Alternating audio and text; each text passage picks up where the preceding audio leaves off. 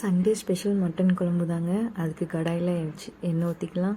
2 teaspoon மல்லி, ஒரு 10-15 வரமிளகா, கருவேப்பிலை வந்து காம்போடு போட்டுக்கோங்க, அப்போ தான் டேஸ்ட்டு நல்லாயிருக்கும். ஒரு 1/2 டீஸ்பூன் சீரகம், 1/2 டீஸ்பூன் மிளகு, 1/2 டீஸ்பூன் கடலப்பருப்பு, 1/2 டீஸ்பூன் சோம்பு.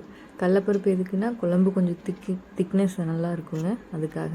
இதெல்லாம் போட்டு நல்லா அரோமா வர வரைக்கும் நல்லா வறுத்துக்கோங்க. வறுத்து எடுத்து அதையே ஆற வச்சுக்கோங்க.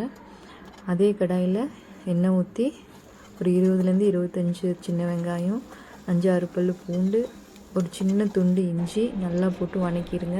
சட்டியில் எண்ணெய் ஊற்றி கடுகு போட்டு பொரிஞ்சதும் கருவேப்பிலை போட்டு வாஷ் பண்ணி வச்ச மட்டன் எடுத்து போட்டுருங்க.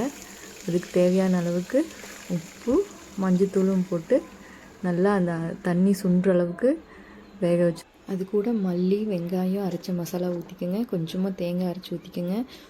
தேங்காய் சின்னதாக வெட்டி போடுங்க, குழம்புல நல்லாயிருக்கும். அவ்வளோதாங்க, மட்டன் குழம்பு ரெடி. தக்காளி இல்லாத மட்டன் குழம்பு நல்லாயிருக்குங்க. டேஸ்ட் பண்ணி பாருங்கள்.